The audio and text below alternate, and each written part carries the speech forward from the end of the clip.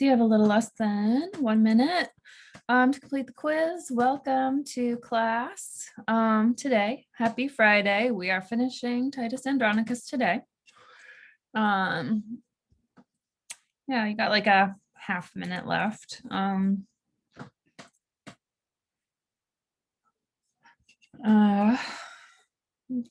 For today, there was a movie to watch as well as finish some of the play. You do have an analytic response due this weekend. So maybe we'll have some time to kind of start to put together or get you down some ideas for your analytic response. It was due Saturday, but I think I'm going to extend it to Sunday at midnight, because Saturday is tomorrow and I just feel like that's too fast. Okay. So analytic response due Sunday. Okay. Let me just make sure that this is all clear. All right. So instead of 3.6 is going to be 3.7. If I forget to change it on here, just know that I've changed it. Okie dokie. This one will probably be about Titus Andronicus. You could compare and contrast Titus Andronicus and Tamburlaine. You could look at women. Actually, if you go here and you go to discussion 9.4, it's optional. It's just ideas. Tamburlaine and Aaron as two others. Tamburlaine and Titus as two heroic warrior types. Parenthood, protection, and mercy. Women, Moors and blackness, animal imagery. Tamara versus Xenocrate versus Olympia versus Lavinia. All right, so start thinking about that. Maybe you can kind of start working on it as we kind of talk today. So Isabella is gonna get us started with her. Hold on one sec. With her presentation. Let me make it so that she can share her screen. And we'll get going. Okay, Isabella, whenever you're ready. Okay, can you guys see my screen? Not yet. Yes, now. Cool. Okay, so I decided to focus on the theme of parenthood and lineage in Titus Andronicus. I wanted to start with just like pointing out like how big the theme is, because it's kind of, you don't like think of it off the top of your head. It's kind of like a back burner theme, but even like from the start of the play opens with lineage determining who's going to be the next emperor of Rome, and its impact. Titus is so upset by the death of his son in war, he decides to inflict the same kind of pain on Tamora, killing her oldest son. And Aaron's child by Tamora doesn't have the suitable lineage for the Roman throne and threatens to expose Aaron as Tamora's lover. And just how it's not really a common theme in a lot of the literature we've studied, but the impact of parenthood and children and lineage here is like probably the first like piece of literature where I've seen it and like noticed it. And I wanted to point out how it's in this play, it's been a very prominent theme in like focusing on lineage and how important it is, but it's also kind of backwards too, in that like Titus is so quick to kill his own son, and at the end of the play, Titus kills Lavinia in the final scene to protect the family honor. And it kind of seems like Titus appears to value his children more as reflections of his own like virtue and honor than as like their own people in their own right. And while Titus and Tamora value their relationships with their own children, they're both unable to respect the other's attachment to their children, and they keep like killing each other's sons. And revenge has been another like really big theme in this play, and here it's kind of like Titus uses his children as like bartering chips, like to settle disputes. And so the questions I wanted to ask to kind of like get a discussion started. This play, it's been super popular in Shakespeare's day, but it generally kind of was panned by critics from the 16th, or not, the 18th century onwards. And it's kind of had a revival recently with Julie Taymor's screen version. I wanted to ask you guys, why do you think the play hasn't been super well received? And if you guys see something in the work that might be more appealing to a contemporary audience.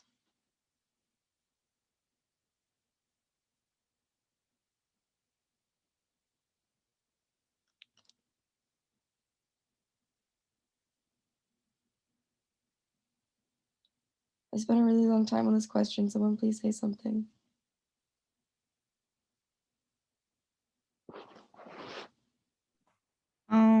I feel like it's not really Shakespeare's typical story, which I think could be a reason that people weren't huge fans of it. I mean, the end, I wasn't really expecting that Titus would bake people into pies, which I think is very different from what he usually writes. Yeah, that's a good point. A lot of people have kind of said that this is Shakespeare's version of like mocking the whole revenge theme of plays, and he didn't even mean it to be taken seriously. It's just him kind of making fun of the theme itself. I mean, it also 100% points to Titus's mental state as not being great. Normal people, neurotypical people don't typically bake people into pies. For sure, for sure. I also wanted to ask, what do you guys think happens to Aaron's baby? Are we meant to think that the Romans kill the child despite their promise to let him live in scene 3 of Act 5? Or are we supposed to wonder if he'll grow up and continue the cycle of revenge? I think considering that Lucius is the one who's in charge of Rome now, and Lucius's personal hatred towards Aaron, I would assume that the baby probably doesn't live just out of spite. Yeah, I kind of agree with that.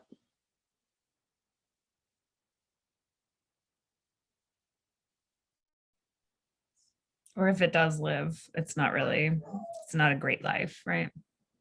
Yeah.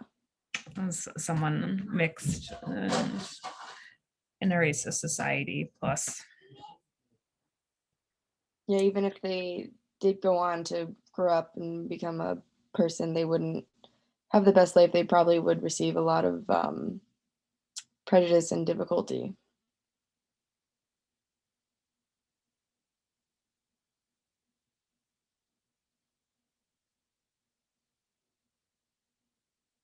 Does anyone else have any questions or comments?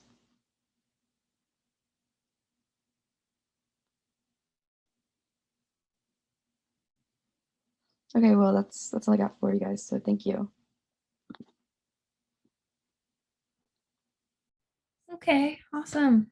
Thanks, Isa. So you said something like, right, it wasn't well respected.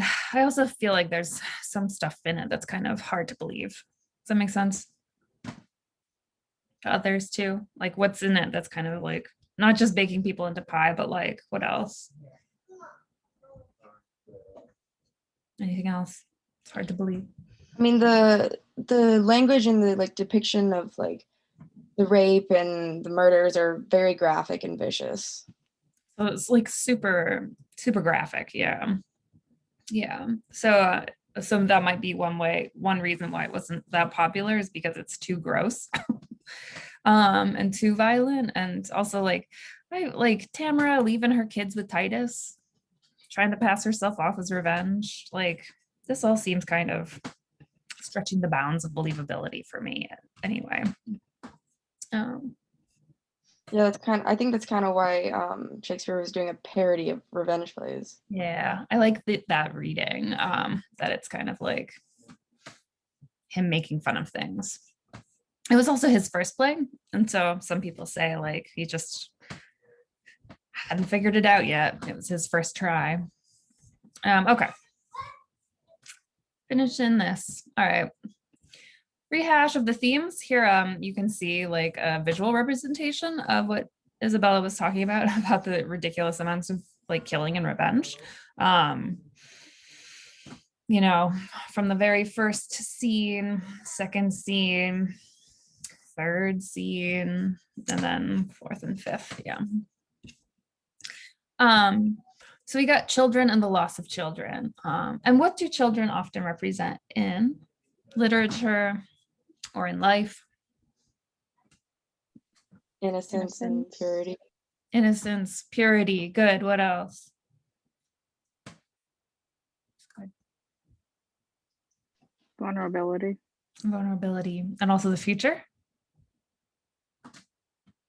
So the children or the loss of children kind of throughout this thing kind of represents kind of Rome's lost innocence, loss of purity, and also maybe the lack of future that it has. Got violence and revenge.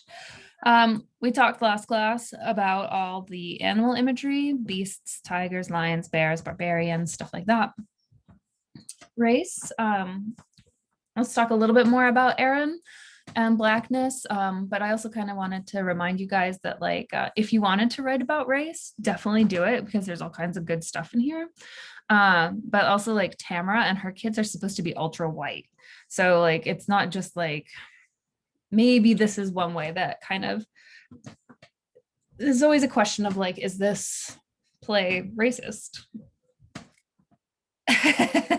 And I think there's good evidence for yes, and there's might be good evidence to kind of complicate that. And so maybe the like kind of like Tamara and her kids is white maybe kind of helps to kind of complicate readings of this play as racist. We also last class talked about women, how the good ones are silent and obedient, and the powerful, you know, ones are considered evil and slutty. So that's kind of sad. All right. This was from last class. Skip that. Okay. Aaron and war. So Aaron, at the beginning of today's reading, is trying to get to the Goths, trying to get his kid there. They capture him, but they're actually being led by Lucius. This is another part that like I find kind of like confusing and sort of like stretching the bounds of believability. Like Lucius and Titus just like conquered the Goths and stole their queen, but now they're teaming up with them and the Goths are totally okay with that and going against their own queen. Like it's just kind of like a little bit weird. Okay, they capture him, but they're actually being led by Lucius. They're gonna kill him and his kid, but he bargains. Don't kill the kid, I'll tell you everything. He tells them, but then he says he wishes he had done worse. He doubles down on the whole villain thing. Okay.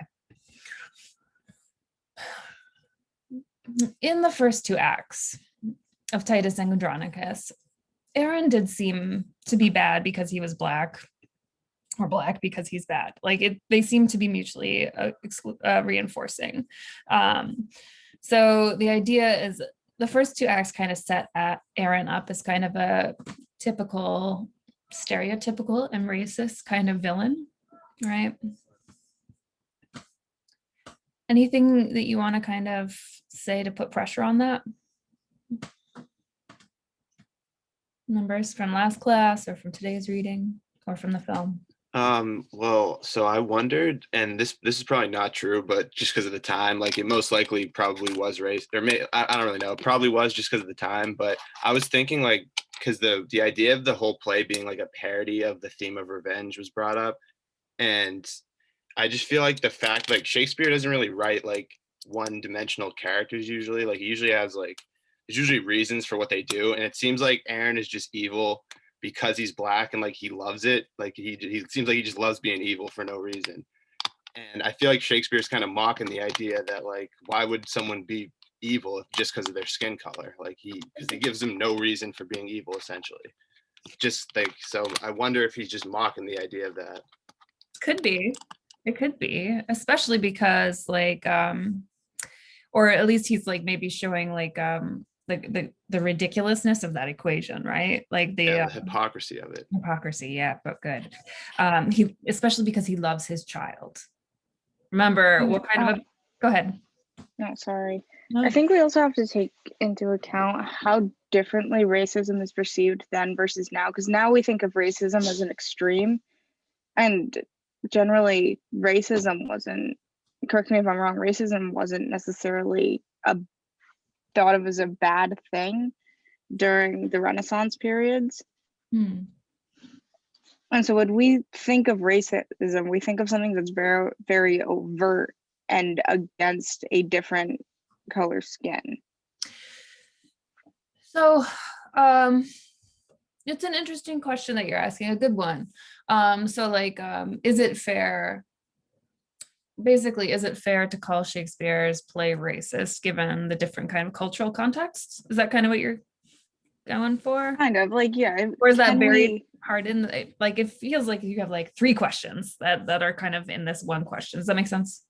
Yeah, no, it's just kind of like, can we accurately judge the stereotypes that are portrayed in this specific play and in this specific era from our own societal point of view, because our ideals are so much different. So different scholars would say different things. I am kind of the opinion that like I kind of I hate the kind of I feel like the kind of thing about like, well, he was a product of his time is kind of a cop out. Does that make sense? Like, you guys know about the recent Dr. Seuss controversy? Yeah, and I'm not saying like he's a product of his time in that sense. I'm just asking if I'm trying to figure out how to phrase this so Let it me makes keep going sense. and see if this Yeah. helps. So like I think that like we absolutely it's our moral duty to kind of interrogate Shakespeare's plays, especially because they are so influential.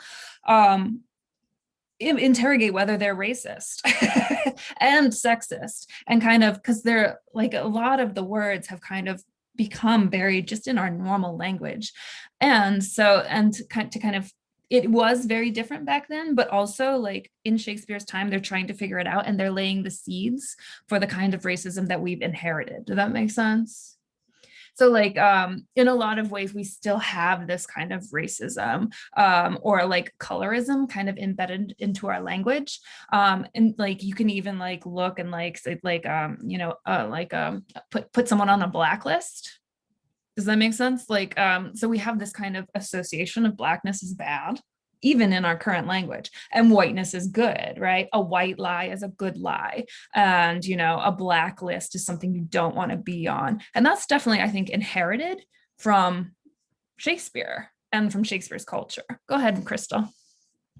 So I think it's also like another, like how people say separate art from the artist. This is like one of those times where you don't necessarily separate the art from the artist, but acknowledge like the underlying root themes and take it into account so that we can not repeat that pattern in future like plays and books and stuff. Right. Like it becomes a question of like, what are the politics of like performing Titus, right? Do we want to kind of keep putting on a play that kind of paints black equals villain and villain equals black? Well, yeah, and like I presume that when it was performed back then, there were probably only white men in blackface performing it. So then that also we have to take that into account, like how was it portrayed on stage? Because things can seem inherently racist when you're reading it on paper. You can't see the inflections and their body language, but I feel like we have to look at what the performances were too, because I'm sure they like made it 10 times worse. Well, this actually predates blackface. Yeah. So it's a complex question, Maddie. I think you're right to kind of point to the complexity of it, because like also like they're not sure how to be racist yet.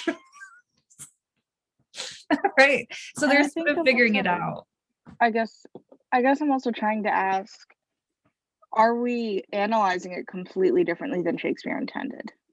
Oh, okay. So this is a different question, but also a very important one and a good one.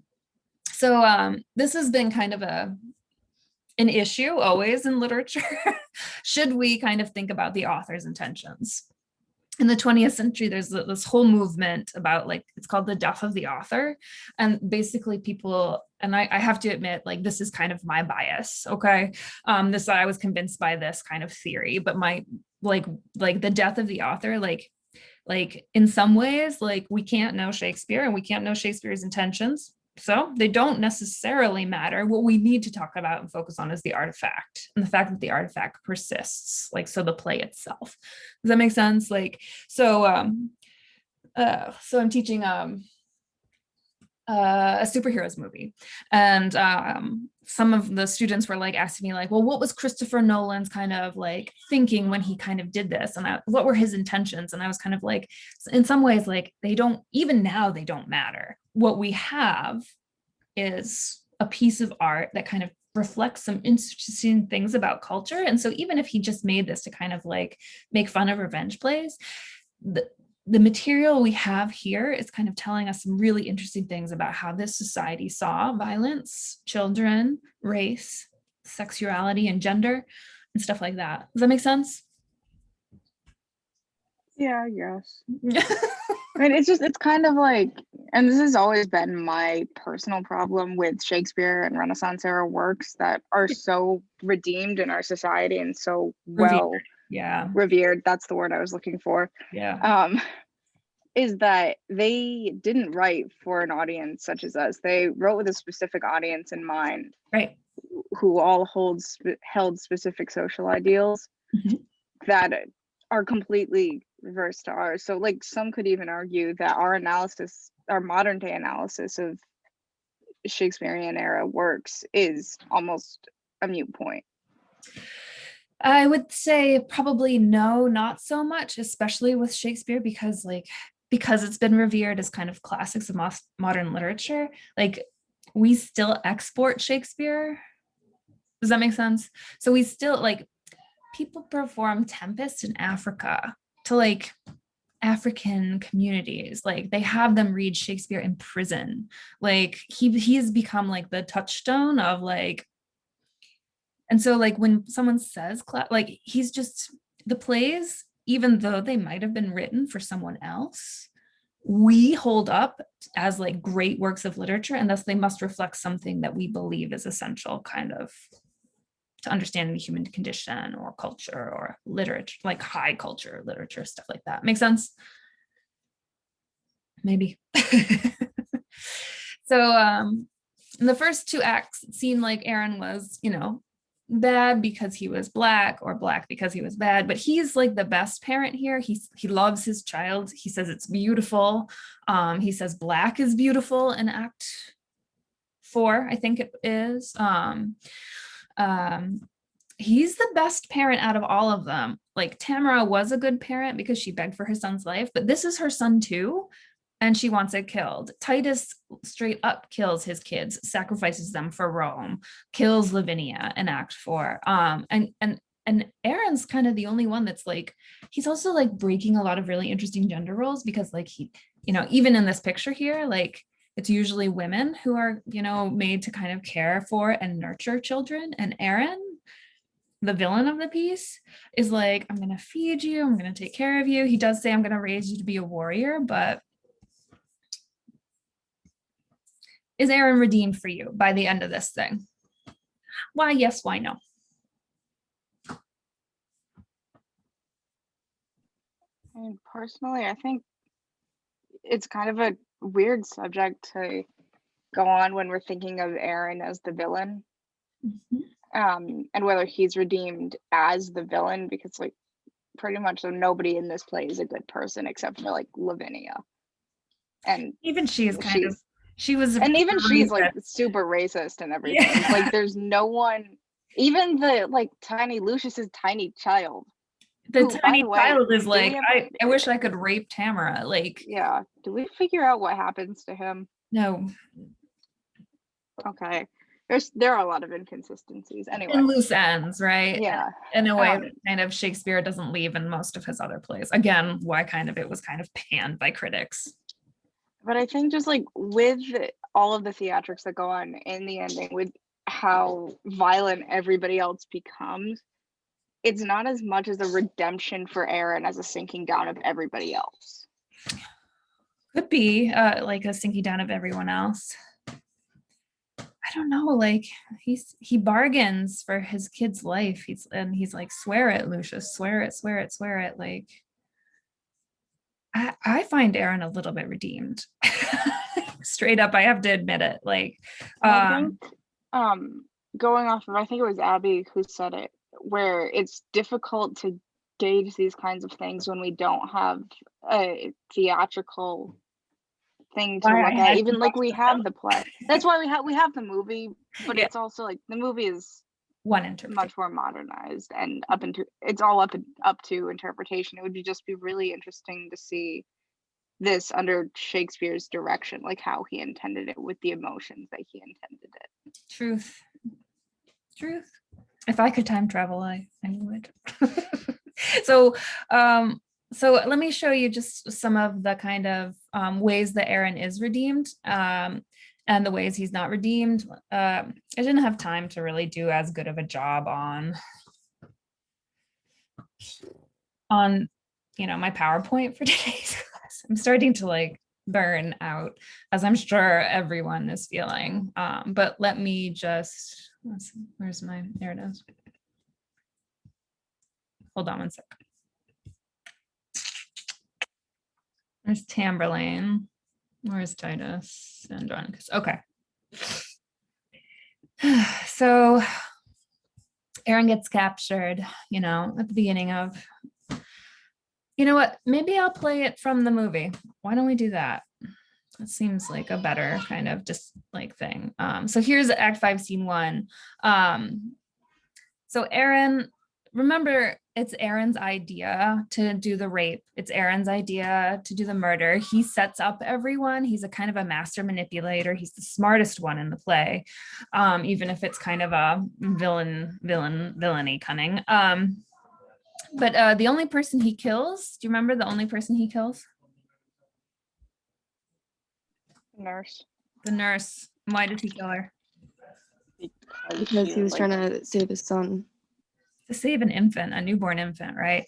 And so of all the murders we see, that seems like the best. All right, I am sharing. Okay. They hear him in the woods and they supposedly he was swearing at his baby, right? It's always a question to me because this doesn't seem like, this seems totally against what Aaron was saying in the last kind of scene we saw him, where he was like, black is the most beautiful, and he's like insulting Chiron and Demetrius for being white. He's like, white is worst, it's always changeable. Black is constant, solid, and strong. And here, like, this is always suspect to me, what the Goth says that Aaron's saying. Okay, touch not the boy. I love how they say he is of royal blood, and then like they're like, oh, because of Tamara. It's like the idea that Aaron is royal in any way is kind of like, doesn't even occur to anyone in the play. What do you think? Do you guys want to read it out loud, act it, or would you prefer to watch it? I would prefer to watch it. All right, thanks. All right, let's say it. What did I do with it? I must have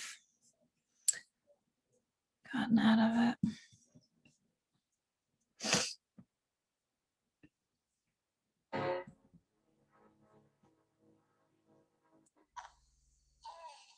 Say again.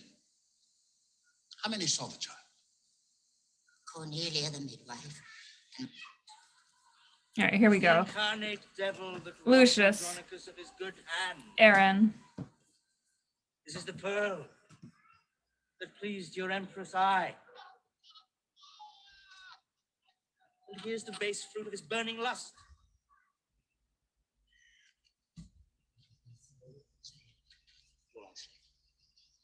The latest grown image of thy fiend-like face.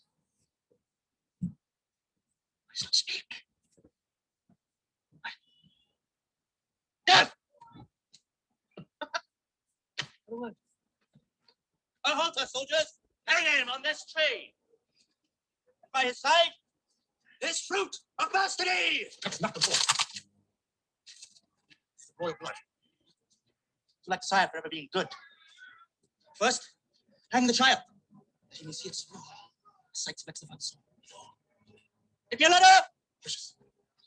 Save the child. If thou do this, I'll show thee wondrous things that highly may advantage thee, dear. If thou wilt not, befall what may befall. I'll speak no more, but vengeance will rock you all. say on. And if it please me, Mr. Speaks, the child shall live, and I will see it nourished. Please thee. Assure thee, Lucius, to vex thy soul here, I shall speak. I must talk of murders, rapes, and massacres, acts of black night, abominable deeds, complots of mischief, treason, villainies. And this shall all be buried in my death, unless thou swear to me my child shall live. Tell on thy mind, I see the child shall live. Swear that he shall, then I will. Who should I swear by? Thou believest no God? What if I do? As indeed I do not. For I know thou art religious, and hast a thing within me called conscience. Therefore thou shalt vow by that same God, what God so ere it be, to save my boy, to nourish and bring him up, or else I will discover naught to thee. If by my God, I swear to thee I will. All right, what do you think? What do you think of these characters? What do you think of this performance?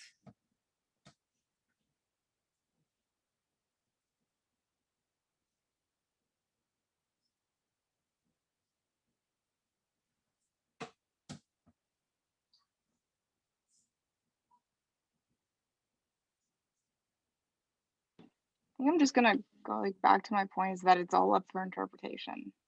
But that's what makes it awesome. So what does this Yeah. interpretation tell us? And like this specific interpretation very much so tries to redeem him.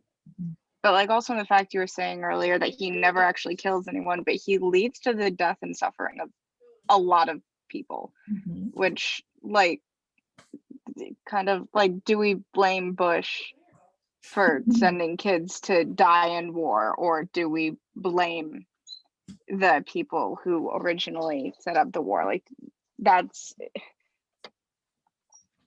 it's kind of a mute point. Like, do we redeem him just because he wanted his own kid to live, his own flesh and blood, because he felt for that? Or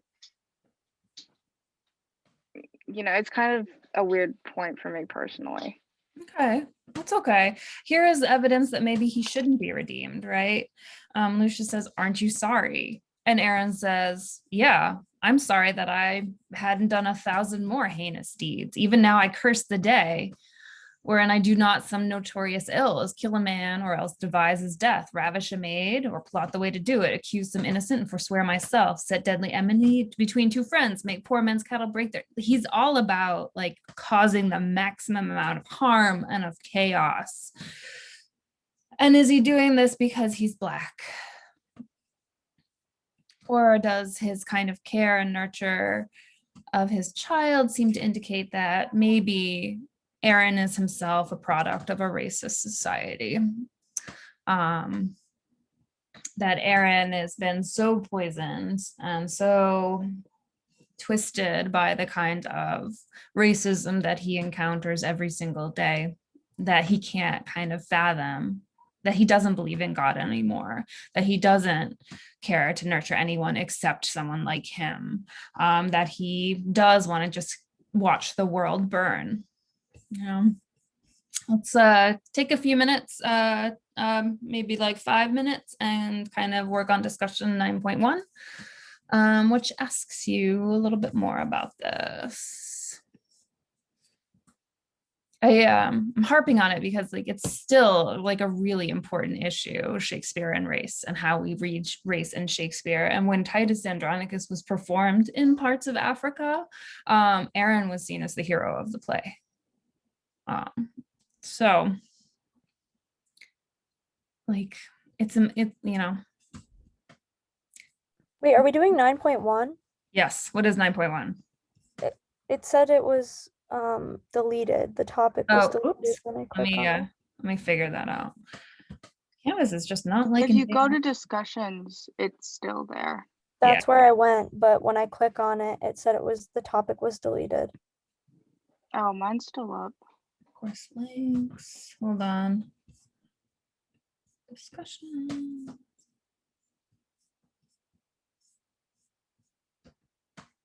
Okay. I deleted one because I kind of combined it. Combined it. There's got to be a better word for that. With this one. All right, try that, Crystal. Yeah, it worked. Thank you.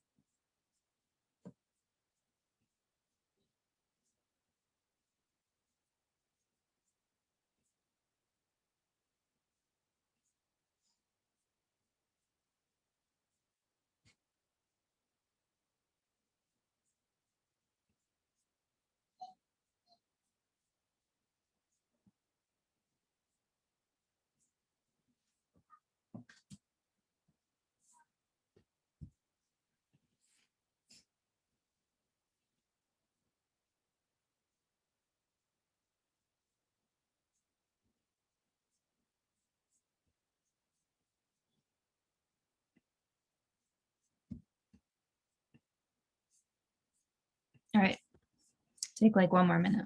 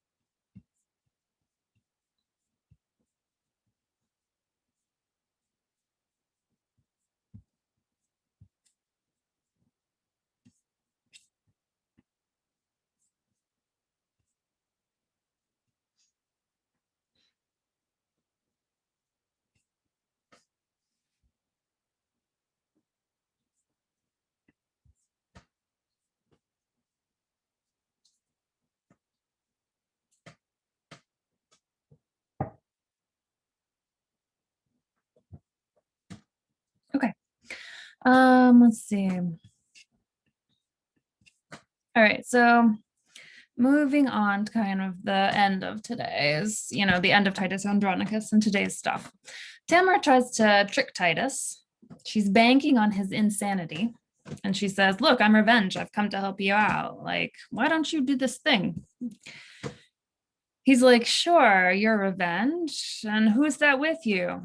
That looks so like the emperor's sons. And she's like, oh, that's rape and murder. They're called that because they punish whoever does rape and murder. And he's like, sure, they are. So he captures Chiron and Demetrius, has Lavinia help him kill them, bakes them into a pie, and then feeds them to Tamara. Then he kills Lavinia, kills Tamara, Saturninus kills him, Lucius kills Saturninus, and now Lucius is emperor. And if you watch the film, like you can definitely see like as like it's crazy kind of just like violence and fountains of blood everywhere. All right. So at the end of Act 4, Titus had seemed to have been going crazy. You remember that creepy fly scene where Marcus kills a fly, and Titus freaks out at him and calls him a murderer and says, what if that fly had a father? What if that fly had a mother? You're a murderer and you need to get out of my house. And then Marcus is like, well, it was a black fly. It looked a lot like the Empress's Moor. And then Titus was like, oh, well, in that case, let me help you stab the shit out of it.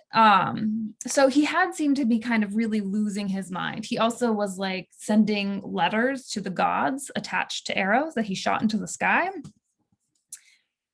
But here he was sane enough to recognize Tamara and her kids. So the question becomes, like, how crazy is he really? In what ways is he crazy? What has driven him there? And in what ways is he more horrifically sane? And then these are kind of questions that kind of linger. You have to be pretty messed up to kill people and bake them into a pie and feed them to their mother. But is he really all that crazy? In what ways is he crazy? And then do you feel bad or sympathetic toward Titus at the end of today's reading? What do you guys think? All I know is I don't feel bad for anyone in this play. I'll say that. Except for maybe Aaron's baby. Oh no, maybe Lavinia. Lavinia was she kind of got it pretty bad. Oh, Lavinia. Well, yeah, could be. Yeah. Don't feel bad. Titus got what he deserved. Go ahead. Yeah, I mean, I think I agree with Brett. Nobody in this play is a good person except for the literal child that is 2 days old by the end of the play. Like, there's like we don't see him, right? Yeah. Not in the written version, anyway. Nobody like. Go ahead. Sorry, didn't mean to cut you off. So like, there's a really interesting way that Tamor decided to portray this in the film. Do you feel bad for or sympathetic toward Titus at the end of today's reading? No, not especially. Saturninus got what he deserved. Like Lavinia, you don't deserve to die if you're like she didn't deserve all she got, but she wasn't yeah. So I want us to look at some source material. Discussion 9.2. This is kind of where Shakespeare got his idea for this play. Go to 9.2. And this will be familiar to Victoria. Probably not Abby. I don't think you were there for that part of Worldlet 1, but this is Worldlet 1. Okay. Compare and contrast Shakespeare's Titus Andronicus with Ovid's myth about Tyreus, Procne, and Philomela. Here it is. This is the marriage of Tyreus, Procne, and Philomela, Tyreus's passion for Procne's sister. Okay, so the idea is that blah, blah, blah, blah, blah. Okay, so in this story, Tyreus of Thrace was a barbarian, and he married a Greek, Procne. Okay, so was given to him by his daughter Procne in marriage, but the marriage is cursed. Okay. Procne and Tyreus live pretty happily for about 5 years, and they have a kid together, a son, Idias. And then she says, I really, really, really miss my sister, Philomela. Will you please go bring her to me for a visit? And so he did.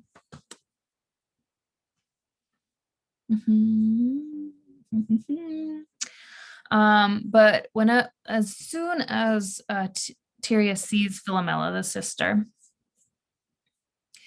he starts to burn with lust for her. Okay, he wanted to seduce the girl with rich gifts. So he kind of takes her, but instead of delivering her to her sister, he takes her to this cabin and locks her up in it and rapes her, right? The king, this was Tyrius, took her to a high-walled building hidden in an ancient forest and there locked her away. She, pale and trembling, fearing everything in tears, now begging to know where her sister was. Confessing his evil intent, he overcame her by force. She called out. She quivered. And then he rapes her, and then she feels enormous shame. Oh, you savage. Oh, what an evil, cruel thing you have done. Do you care nothing for my father's trust, my sister's affection, my own virginity, your marriage vows? You have confounded everything. And she says, like, I'm going to tell everyone what you've done, right? I, without shame, will tell what you've done. If I get a chance, it will be in front of everyone. And if I am imprisoned in this woods, I will fill the woods with it. I'm going to scream it to the trees. The king's anger was stirred, and his fear also. Goaded by both, he freed the sword from its sheath. She really wants him to kill her, but instead he cut out her tongue, so she can't tell anyone. Okay. And then he tells his wife that his sister has died. He keeps Philomela for a year. And then she weaves a kind of tapestry that kind of illustrates what Tyrius has done to her and finds a way to get it delivered to her sister. So Philomela, so Procne actually rescues her sister. Philomela could not bear to lift her eyes, seeing herself as her sister's betrayer, but with her face turned towards the ground, wanting to swear by the gods, she made signs with her hand in peace. Procne burned and could not control her anger. She said, now is not the time for tears, but for the sword. So Procne wants revenge. While Procne was going over these things, Idias came to his mother. His arrival suggested what she might do. Regarding him with a cold gaze, she said, ah, how like your father you are. Without speaking further, seething in silent indignation, she began to conceive her tragic plan. Though he calls me mother, why can she not call me sister? Look at the husband you are to your bride. Blah, blah, blah, blah, blah. Without delay, she dragged Idias off as a tigress does an unweaned fawn in the dark forest. As they reached a remote part of the palace, Procne struck him with a knife. Mother, mother. Okay. And then she bakes him into a pie and feeds it to the husband. And then they're all turned into birds. What do you think? Write about this a little bit in discussion 9.2. Compare and contrast Titus Andronicus with Tyrius, Procne, and Philomela. What does Shakespeare keep the same? What does he change? And what do these changes show about the play's themes, imagery, and more? Take 5 minutes.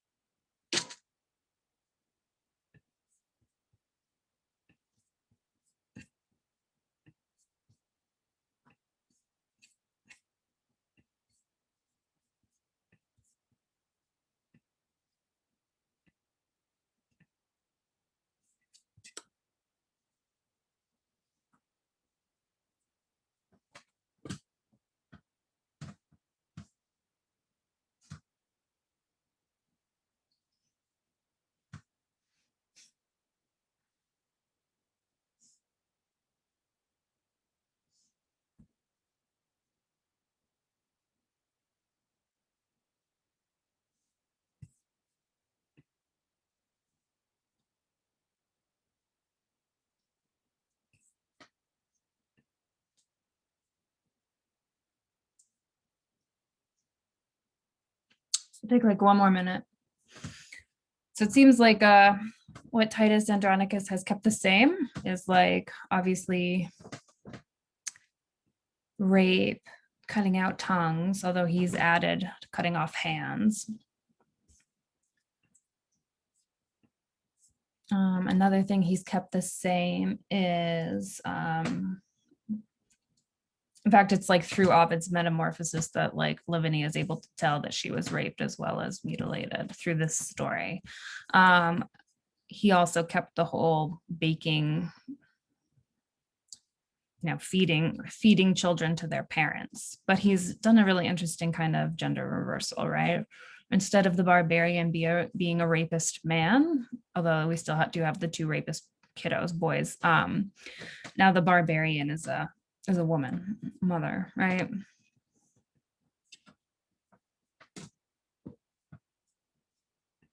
Almost feel like he disempowers women more so in this play.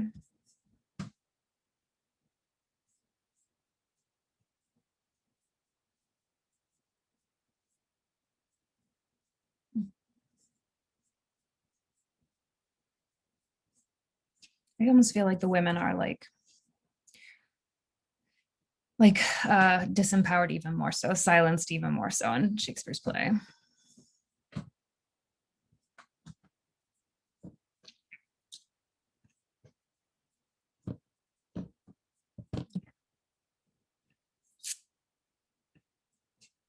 All right, let's talk about the film. So I almost feel like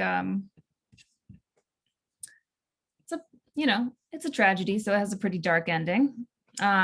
Lucius gets to be the hero at the end of the play. This is pretty problematic. Titus gets buried, Saturninus gets buried, Lavinia gets buried, but Tamara gets thrown outside the city walls to be eaten by beasts because she herself has a life that was beast-like, right? I find this probably an example of the xenophobia that was perhaps like Rome's initial guiding kind of sin. Let's talk about Tamor's film. What is helpful about seeing this thing performed? Any performances that stood out to you? What was useful?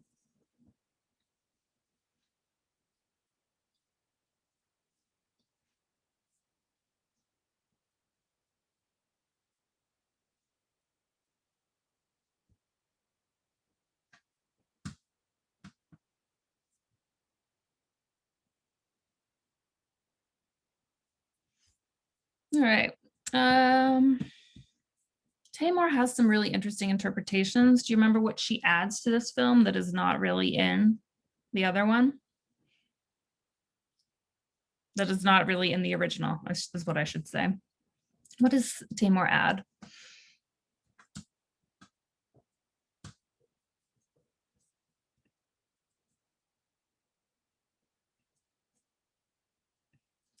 So in the beginning, there's the kid. There's a creepy carnival thing about an hour and 20 minutes in.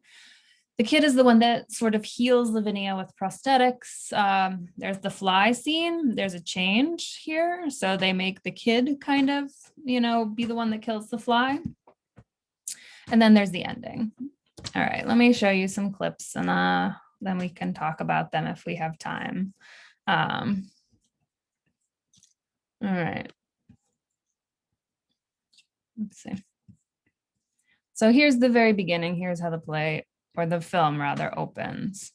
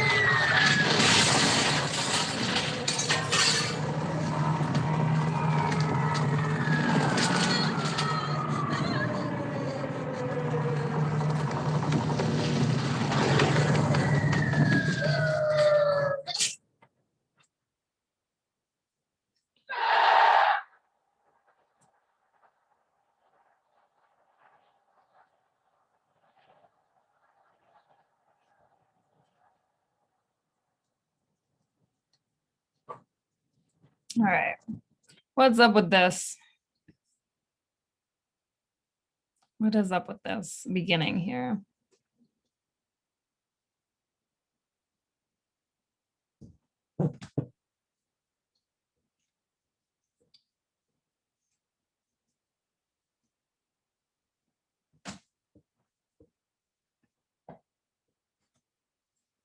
Why do you think we have a kid here playing with his dolls, soldiers, blood, food? What are some of the themes that kind of this beginning kind of draws upon from the play?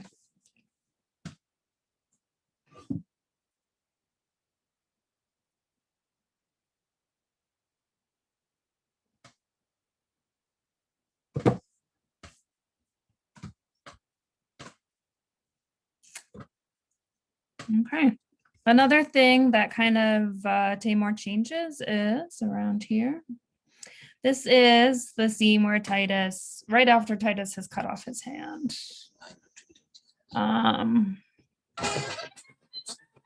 Continual tears become a deluge overflowed and drowned. For why my bowels cannot hide her woes, but like a drunkard must I vomit them? Then give me leave. The losers will have leave to ease their stomachs with their bitter tongues.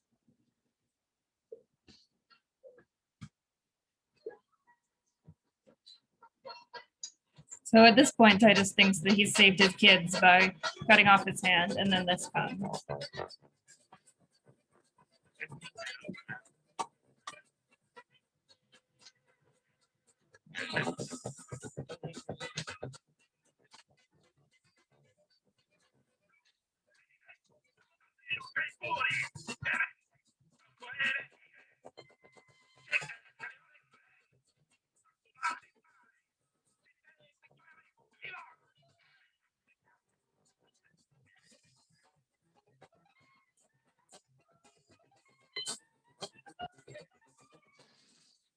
Worthy Andronicus, ill art thou repaid for that good hand thou sent'st the emperor. Here are the heads of thy two noble sons, and here's thy hand in scorn to thee sent back. Oh, be my heart in ever-burning hell. These miseries are more than may be borne. That this sight should make so deep a wound, and yet detested life not shrink thereat. Alas, poor heart. That case is comfortless as frozen water to a starving snake. When will this fearful slumber ever end? Die, Andronicus. Thou dost not slumber. See, thy two sons' heads, thy warlike hand, thy mangled daughter here, thy other banished son, with this dear sight struck pale and bloodless, and thy brother I, even like a stony image, cold and numb. Ah, now no more will I control thy griefs. Rake off thy silver hair, thy other hand gnawing with thy teeth, and be this dismal sight the closing up of our most wretched eyes. Now is a time to storm. Why art thou still? Why dost thou laugh? Why, I have not another tear to shed. Besides, the sorrow is the enemy. Should you set upon my watery eyes, make them blind of tributary tears. So Anthony Hopkins is delivers a really good performance as Titus Andronicus. If you couldn't kind of feel sympathetic for Titus Andronicus, Anthony Hopkins might change your mind, at least throughout a lot of this. When he cries to the stones, for instance. But then his tone changes, and it kind of maybe reflects like kind of what Isabella started kind of the thing with. Once you get to so much violence, it just becomes like overkill. And it becomes like there's so much you can't absorb any of it. And I think that lends insight into the very beginning, the opening scene where the kid is kind of pretending in and participating in violence, even though he doesn't really understand it. There's this glorification of violence at the beginning. And Tamor is trying to say something about like how our culture also participates in this kind of glorification of violence. Shakespeare's culture participated in this kind of glorification of violence, right? It's fun, it's a game, it's playful. And what happens to Titus, and the reason why the kid is kind of inserted into this, what happens to Titus, the play shows that actually the glorification of violence leads to all of these horrific things, the death of the future in a lot of ways. Okay. You can see this here Anthony Hopkins does a pretty Hannibal Lecter Titus. You guys, have you seen Silence of the Lambs? He's very, like, remember, he's the same guy who was Hannibal Lecter. He's very hello Clarice towards the in the end scene. Welcome, my gracious lord. Welcome, gentlemen. Welcome, you warlike gods. Welcome, Lucius. Although the chief be poor, Oops, sorry. Let me just kind of, no. I am the warrant. For me, most rich to perform the life. I died of the my shame with thee. Unnatural and unkind. Here's her, for whom my tears have made me blind. I am as woeful as Virginius was, and have 1,000 times more cause than he to do this outrage, and it now is done. She ravished. Tell who did the deed. Why hast thou slain thine only daughter? Not I. It was Chiron and Demetrius. They ravished her and cut away her tongue. And they, 'twas they that did her all this wrong. Go fetch them to us hither presently. Why, there they are! Both that in that pie, whereon their mother daintily hath fed, eating the flesh that she herself hath fed. 'Tis so, witness my knife sharp bite.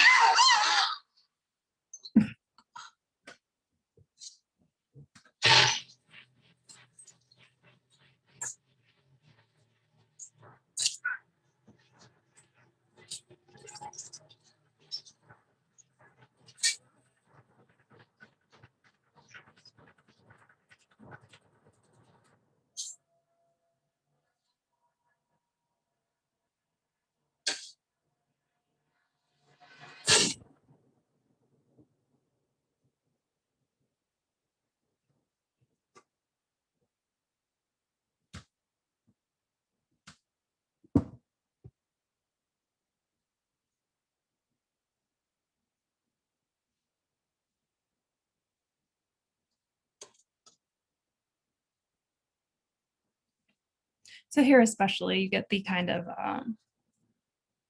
the indictment of the audience Sad-faced men, for people and sons of Rome by uproar severed, like a flight of fowl scattered by winds. enjoying spectacles High of tempestuous violence gusts. without Oh, when we teach you how understanding to knit again the this tragedy of scattered them. corn into one mutual sheath. These broken limbs again into one body. Come, come, you reverend men of Rome, and take our emperor gently by the hand. Lucius, our emperor. For well I know the common voice to cry, it shall be so. Now is my turn to speak. Behold this child. Of this was Tamara delivered, the issue of an irreligious Moor, chief architect and plotter of our woes. Oh, thou sad Andronicus, give sentence of this execrable wretch. Set him breast deep in earth and famish him. There let him stand and rave and cry for food. If anyone relieves or pities him for the offense, he dies. Sergeant. I should wrath in you, in fury now. I am no baby, I. With base prayers I should repent the evils I have done. If one good deed in all my life I did, I do repent it from my very soul.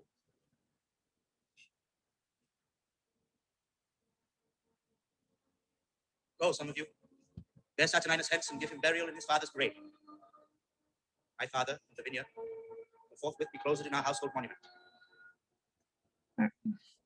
Keep going. All right.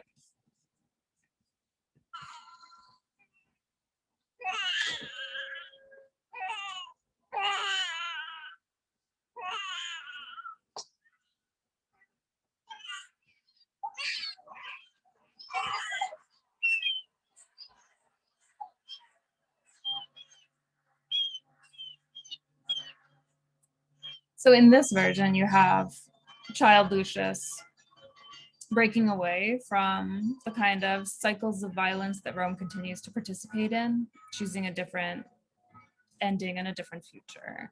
And this is, I think, Tamor's hope. This young Lucius kid figure kind of initially represents us as audiences who kind of enjoy fights and spectacles of violence and graphic, gory movies and stories. And she's hoping that by the end of this particular one, where the violence is so exaggerated and so over the top, that we'll choose to kind of exit and to kind of, we'll choose kind of connection rather than, you know, continuing forms of racism and separation and prejudice. Okay. This scene went on way too long. Okay, let's see. If you want the point, can do discussion 9.3. If you want any feedback, kind of getting ready for your analytic response, you can do discussion 9.4. Next week, we are beginning Othello, which is also a play about a Moor where Blackness is linked to all kinds of interesting things. And who is presenting? Brittany is presenting on Tuesday. Okie dokie. Have a good weekend. Thank you, you too. Bye.